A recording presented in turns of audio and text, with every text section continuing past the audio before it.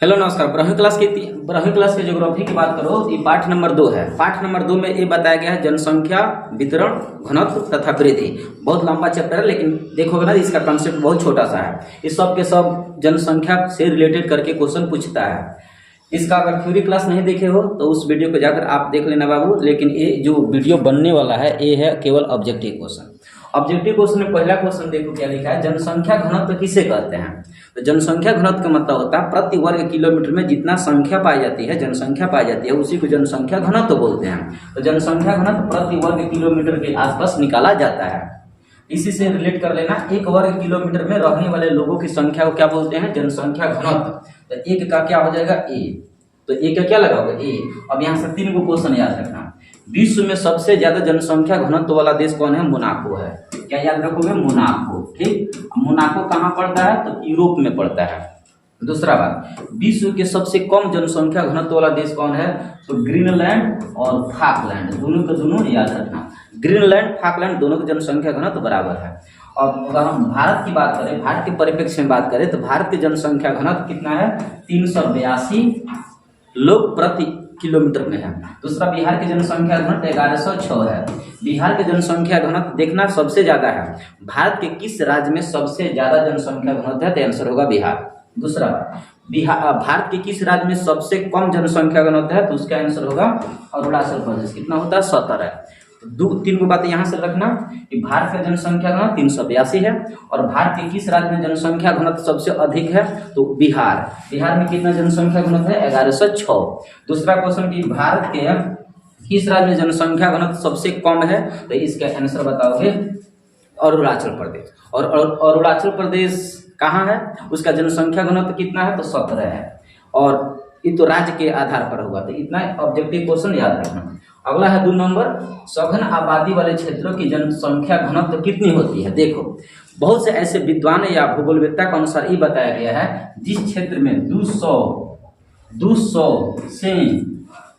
या 200 से अधिक जनसंख्या पाई जाती है 1 वर्ग किलोमीटर में, तो माना जाएगा वहां सघन जनसंख्या घनत्व है। और 200 से कम कहीं जनसंख्या पाया जाएगा 1 वर्ग किलोमीटर में, तो माना जाएगा वो विरल जनसंख्या घनत्व है। तो यहाँ पूछा है सघन, तो सघन का जनसंख्या घनत्व कितना होता है, 200। तो याद रखना, 200 व्यक्ति प्रति वर्ग किलोमीटर में यदि पाया जाएगा या फिर इससे अधिक, तो मान लेना सघन आबादी वाला क्षेत्र है। और 200 से कम होगा तो विरल जनसंख्या वाला क्षेत्र है। अगला देखो, जनसंख्या वृद्धि किसे कहते हैं। जनसंख्या वृद्धि का मतलब होता है जनसंख्या में अचानक परिवर्तन आता है। तो अचानक परिवर्तन कैसे होता है, नहीं तो जन्म ज्यादा होगा तब परिवर्तन देखा जाएगा, या फिर मृत्यु ज्यादा होगा तब परिवर्तन देखा जाएगा, या फिर प्रवास ज्यादा होगा तब परिवर्तन देखा जाएगा। तो जब भी वृद्धि पूछे तो वृद्धि का मतलब केवल आगे बढ़ना नहीं होता है, पीछे घसकना भी होता है। वृद्धि का मतलब परिवर्तन होता है भूगोल की भाषा में, याद रखना इस बात को। तो जनसंख्या वृद्धि का मतलब परिवर्तन। ये परिवर्तन 3 रूप से हो सकता है। पहला, जनसंख्या के स्थिर करने में, ये तो होगा नहीं। जनसंख्या वृद्धि का मतलब होता है जनसंख्या में परिवर्तन, तो आंसर होगा भूगोल की भाषा में सी आंसर लगाओगे। तो 3 का क्या लगाओगे, सी। आगे देखो 4 नंबर, जनसंख्या वृद्धि के घटक। अब यहाँ देखो, घटक नहीं बोला, क्या बोला, घटक नहीं है। तो घटक ये बोला गया था, घटक मतलब परिवर्तन होता है। घटक मतलब क्या होता है, परिवर्तन। ये परिवर्तन कितने रूप से देखा जाता है, 3 रूप से। पहला रूप हम बता दें, जन्म दर, और दूसरा बताओगे मृत्यु दर, और तीसरा होता है प्रवास। ये तीनों मिला दिया जाता है तो जनसंख्या में परिवर्तन या जनसंख्या के घटक देखा जाता है। तो 4 का क्या होगा बाबू, ये तो परिवर्तन के घटक है, लेकिन ये बोला है नहीं है। तो नहीं कौन नहीं है, आय नहीं है। अगला है कि सबसे अधिक जनसंख्या वृद्धि वाला देश कौन है। मतलब ऐसे देश का नाम बताना है जहां सबसे अधिक जनसंख्या का वृद्धि होता है, सबसे ज्यादा जनसंख्या बढ़ता है। तो जनसंख्या बढ़ता है लाइबेरिया में। लाइबेरिया की जगह पर मान लो, लाइबेरिया तो अफ्रीकाई देश है। अगर महादेश पूछता ना तो महादेश हो जाता अफ्रीका। यहाँ तो देश पूछ रहा है, तो अफ्रीका महादेश में 54 गो देश आता है, तो 54 देशों में से कौन हो जाएगा, तो यहाँ अफ्रीकाई देश मतलब लाइबेरिया हो जाएगा। अगला है सबसे कम जनसंख्या वृद्धि वाला देश कौन है। सबसे कम जनसंख्या वृद्धि कहाँ होता है, लाटविया में होता है, इसे लाटविया भी कहा जाता है। किस महाद्वीप की जनसंख्या वृद्धि दर सर्वाधिक है। यहाँ देखो, सबसे ज्यादा लोचा यहाँ होता है, बहुत लड़का कंफ्यूजन रखता है। अगर पूछा जाए भारत विश्व में सबसे ज्यादा जनसंख्या किस महादेश में है, सबसे ज्यादा जनसंख्या और सबसे ज़्यादा जनसंख्या वृद्धि दर दोनों में अलग होता है। देखो अगर पूछा जाए सबसे ज़्यादा जनसंख्या किस महादेश में है तो उसका आंसर होता है एशिया। क्या होता है बाबू? एशिया होता है। लेकिन इसी क्वेश्चन को थोड़ा सा उलझा दे, थोड़ा सा ट्विस्ट क्वेश्चन में ला दे, जनसंख्या वृद्धि दर। वृद्धि दर क्या मतलब होता है? समय के साथ जनसंख्या ज़्यादा पैदा करना। यहाँ वृद्धि दर मतलब समय के सापेक्ष से पूछ रहा है, तो वृद्धि दर जब भी पूछे ना तो अफ्रीका लगाओगे। यहाँ जनसंख्या बहुत तेजी से बढ़ता है लेकिन उसी लेवल में मृत्यु भी हो जाता है, क्योंकि यहाँ गरीबी जिंदगी गुजरता है जिसकी वजह से पैसा का अभाव की वजह से लोग मारे जाते हैं, इसलिए जनसंख्या फिर से रुक जाता है। अगर जनसंख्या केवल पूछे तो एशिया, जनसंख्या वृद्धि दर पूछे तो बताओगे अफ्रीका। तो इसका आंसर क्या होगा जनसंख्या वृद्धि दर में? अफ्रीका। ओके आगे देखो, इसके बाद अगला देखो, प्रवास किसे कहते हैं? तो प्रवास का मतलब होता है एक स्थान से दूसरे स्थान तक आवागमन करना। तो एक स्थान से दूसरे स्थान ये भी सही है, एक देश से दूसरे देश ये भी सही है, रोजगार के लिए स्थान बदलना ये भी सही है। आंसर हो जाएगा डी, सब होगा। अगला है प्रवास कितने प्रकार का होता है? देखो एनसीईआरटी के अगर बात करोगे तो उसमें तो मुख्य रूप से 2 दिया है, लेकिन उसी एनसीईआरटी के कुछ और भी भाग होता है जिसमें 3 प्रकार के बताया गया है। तो बाबू 3 प्रकार याद रखना, एगो अस्थायी होता है, एगो अस्थायी होता है, एक मौसमी होता है। 3 प्रकार के लगाना। कितने प्रकार के? 3 प्रकार के। अगला उद्गम स्थान किसे कहते हैं? उद्गम का मतलब होता है जहाँ से इंसान आता है। जैसे मान लो यहाँ से मान लो हमें यहाँ रहने का मन नहीं करता तो हम क्या करेंगे, इस स्थान को छोड़कर कहीं और जगह चले जाएंगे। इस स्थान को कहेंगे उद्गम, जहाँ से आदमी उत्पन्न होता है। तो जहाँ से लोग आते हैं उसे हम क्या कहते हैं? उद्गम कहते हैं। प्रवास का एक उदाहरण कौन सा है? प्रवास, तो प्रवास का उदाहरण कौन सा है? देख लो, गाँव से नगर, नगर से नगर, गाँव से गाँव, इनमें से सब हो जाएगा। अगला है प्रवास के प्रतिकर्ष कारण। प्रतिकर्ष का मतलब होता है अभाव और अपकर्ष का मतलब होता है मिलना या अवसर। तो प्रतिकर्ष का मतलब क्या होता है? जिसके वजह से लोग भागते हैं। तो बेरोजगारी की वजह से लोग भागते हैं, तो प्रतिकर्ष के कारक ये हो जाएगा।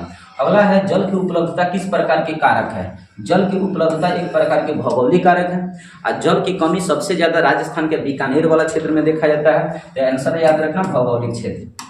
अगला है लोग किस प्रकार की भूमि पर बसना पसंद करते हैं? देखो भूमि पर बसना तो सब कोई चाहता है, लेकिन उसी में कोई विरल जनसंख्या वाला क्षेत्र होता है, कोई सघन वाला होता है। तो लोग सबसे ज्यादा बसना पसंद करते हैं समतल, किसी को कहते हैं मैदानी एरिया में। मैदानी एरिया में लोग बसना सबसे ज्यादा पसंद करते हैं क्योंकि यहाँ कृषि बाड़ी सब होता है। भारत में कितना प्रतिशत मैदानी एरिया है? तो याद रखना 43%। भारत में कितना प्रतिशत मैदानी क्षेत्र है या मैदानी भाग है? तो आंसर लगाओगे 43%। इस बात को याद रखना। अगला नगरीकरण का मुख्य कारण क्या है? तो नगरीकरण का मुख्य कारण होता है स्वास्थ्य और शिक्षा। अगला है किस क्षेत्र में अधिक खनिज पाए जाते हैं? तो खनन क्षेत्र में। जिस एरिया में खनन मानो तो खुदाई, भूमि के भूगर्भ को खुदाई किया जाता है, उसमें से नीचे से खनिज लवण निकाला जाता है, खनिज, उसी को हम कहते हैं अधिक खनन हो रहा है, अर्थात खनन वाले क्षेत्रों में सब देखा जाता है। जनांकीय संक्रमण सिद्धांत किसके लिए उपयोगी होता है? तो देखो जनांकीय संक्रमण सिद्धांत का अवधारणा सबसे पहले 1929 ईस्वी में WS थॉम्सन ने किया था, लेकिन आगे चलकर इसी में संशोधन जब करते हैं तो 1945 ईस्वी में आते हैं। 1945 ईस्वी में 45-46 वाला समैया में 45-46 याद रखना। तो उनका नाम था नोटेस्टिन, FW नोटेस्टिन। इसका आंसर हो जाएगा ए। अगला है जनांकीय संक्रमण की प्रथम अवस्था में जनसंख्या वृद्धि कैसा होता है? धीमा होता है। धीमा क्यों होता है? देखो ये बताओ, प्रथम अवस्था को क्या कहते हैं? अल्प विकसित देश कहते हैं। और अल्प विकसित देश में पैसा के अभाव रहता है। इस समय जनसंख्या बहुत तेजी से उत्पन्न होता है, मतलब जन्म दर बहुत तेजी से उत्पन्न होता है, जन्म लोग बहुत तेजी से करते हैं। लेकिन हॉस्पिटल या फिर विभिन्न प्रकार के तकनीकों की कमी की वजह से उतना ही तेजी से मृत्यु भी हो जाता है लोग। इसलिए जितना तेजी से जनसंख्या बढ़ता है उतना ही तेजी से मर भी जाते हैं। इसलिए यहाँ जनसंख्या देखोगे तो धीमा हो जाएगा। आंसर क्या लगाओगे? धीमा। धीमा क्यों?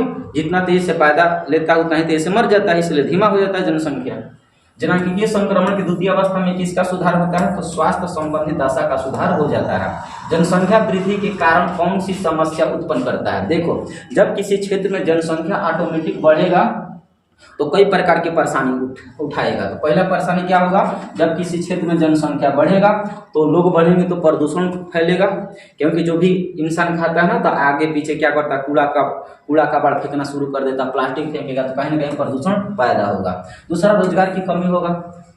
जब जनसंख्या बढ़ेगा तो क्या होगा, रोजगार की कमियां महसूस होगी, संसाधनों पर दबाव होगा, कम संसाधन है, बहुत ज़्यादा लोग हैं तो इसका मतलब बहुत कम कम से एडजस्ट करना पड़ेगा, इसलिए आंसर लगाओगे डी, सब के सब अवरोध पैदा करेगा। जीवन प्रत्याशा किस अवस्था में होती है, जीवन प्रत्याशा किस अवस्था में कम होती है। जीवन प्रत्याशा का मतलब होता है अगर किसी इंसान का लग्जरी लाइफ जीवन बीत रहा है ना, तो समझ लेना एकदम जीवन प्रत्याशा उच्च है, लेकिन यहाँ क्या है, कम है। तो कम किस में होता है, जिसमें पैसा का अभाव होता है, जिसमें रुपया पैसा आमदनी का अभाव होता है, इसका मतलब प्रथम अवस्था में सब देखा जाता है। तृतीय अवस्था में जनसंख्या कैसी होती है, तो बताओगे तृतीय अवस्था में जनसंख्या रुक से जाती है, स्थिर हो जाती है। क्या हो जाती है, स्थिर। अगला है जनसंख्या वितरण को कौन सा कारक प्रभावित करता है। देखो जनसंख्या वितरण को कौन से कारक सबसे ज्यादा प्रभावित करता है। देखो प्रभावित ये सब करता है, लेकिन देखना जलवायु सबसे ज्यादा प्रभावित करती है, जलवायु सबसे ज्यादा प्रभावित करती है। आंसर क्या लगा, जनसंख्या वितरण को प्रभावित करने वाले कारक में सबसे ज्यादा क्या है, जलवायु। और मुख्य रूप पूछा होता तब ना, जनसंख्या वितरण को कौन से कारक प्रभावित करता है, अगर मुख्य रूप से पूछा होता, मुख्य रूप से, तो मुख्य रूप से पूछता तब हम जलवायु लगाते। यहाँ तो मुख्य नाम दिया नहीं है, तो जब मुख्य नाम नहीं दिया तो क्या लगाओगे, इनमें से डी लगाओगे।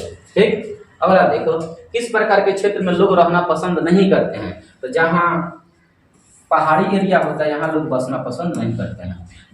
जनसंख्या वृद्धि किससे प्रभावित होता है। जनसंख्या वृद्धि प्रभावित होने का मतलब कभी घटेगा कभी बढ़ेगा, इस सब प्रभावित होता है। किसके कारण, सबके कारण।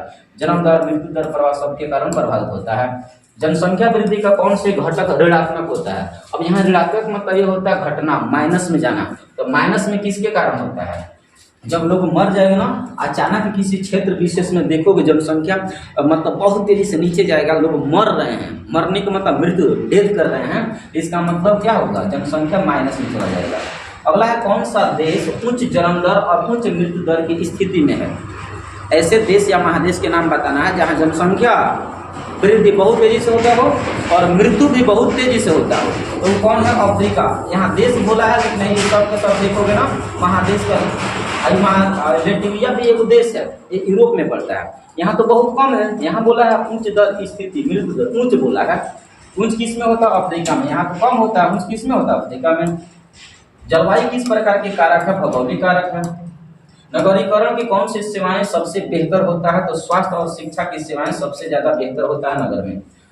जनसंख्या वृद्धि से विकास में कौन सी बाधा उत्पन्न होता है। देखो जब किसी क्षेत्र विशेष में जनसंख्या ऑटोमेटिक बढ़ेगा तो उसमें बहुत ज्यादा बाधा उत्पन्न होता है। कैसे, तो आर्थिक विकास में बाधा उत्पन्न होता है, सामाजिक विकास में बाधा उत्पन्न होता है, भरण पोषण मतलब खान पान में बाधा उत्पन्न होता है। इसलिए आंसर लगाओगे डी। ओके, 13 30 गो 30 गो है 30 गो।